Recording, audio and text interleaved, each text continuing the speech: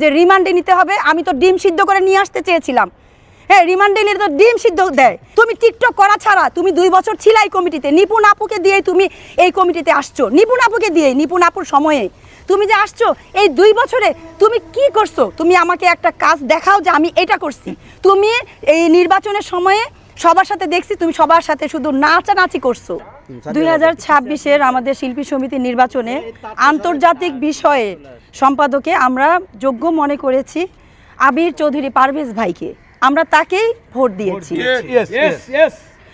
আমাদের 103 আমাদের সদস্য পদ যখন জায়েদ খান স্থগিত করলো, বাতিল করলো, তখন এই নিপুণ আপু আমাদের সদস্য পদের জন্য অনেক লড়েছে। এটা গণমাধ্যমে পৃথিবীর সবাই দেখেছে।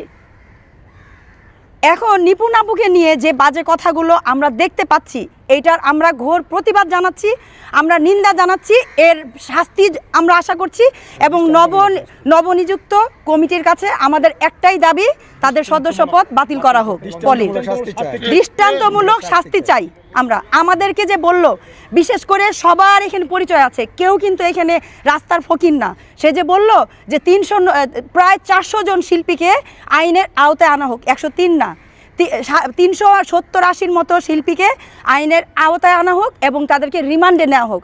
এমন কি হয়েছে? তো ডিম সিদ্ধটা আমি নিয়ে আসে রেডি করতে চেয়েছিলাম যে দেখি যে রিমান্ড আর আইন কি তার হাতের মুঠা, সে যা বলবে তাই হবে।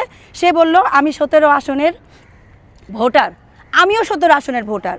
তো 17 আসনের ভোটার হলে কি হবে? সেও কোনো না কোনো আসনের ভোটার, সেও কোনো না কোনো আসনের ভোটার। আমরা সবাই তো কোনো না কোনো আসনের ভোটার।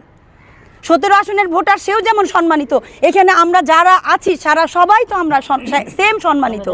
তার ভোট, একটা ভোট দিলে তো 10টা ভোট আসবে না, আমরা দিলেও একটা আসবে, তারা দিলেও একটা আসবে। তো এই যে 103-কে নিপুণের পালিত বললো, নিপুণ আপুর মতো হয়ে দেখাও। নিপুণ আপু আমাদের সবার সদস্য পদ আমাদের ফিরিয়ে দিয়েছে। আমরা এই যে আজকে দাঁড়িয়ে কথা বলছি, আমাদের এত ভালোবাসা, এত ভালো কার জন্য? নিপুণ আপুর জন্য। সারা জীবন তার পাশে আমরা আছি। এটা পালিত বলি না, তার ভালোবাসায়। তুমি তো কোনো ভালোবাসাই কারণ নিতে পারো নাই। তুমি শুধু এফবিসি আসছো, গাড়ি থেকে নামা থেকে শুরু করে টিকটক শুরু করছো। তোমাকে ব্যান করা হয়েছিল, তোমাকে জায়েদ খানের আমলে আবার এফবিসিতে আনা হয়েছে। এই জন্য আজকে এফবিসি কলঙ্কিত হয়েছে, 17 আসন কলঙ্কিত হয়েছে। 17 আসন কলঙ্কিত হয়েছে। তোমার মতো একটা মেয়ে, এতগুলা চলচ্চিত্রের যত শিল্পী আছে তাদের নামে তোমাকে বলার অধিকার কে দিয়েছে? 295 জনের নামে বলেছে সে।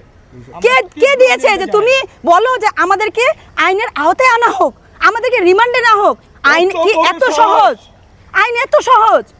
তাতে কি হয়েছে? কারো কোনো কিছু হয়েছে? আপনার হয়েছে? কেউ বলুক যে এখানে কোনো লাভ হয়েছে। পারভেজ ভাই কি করছে? পারভেজ ভাই সবার অন্তরে জায়গা করে নিছে।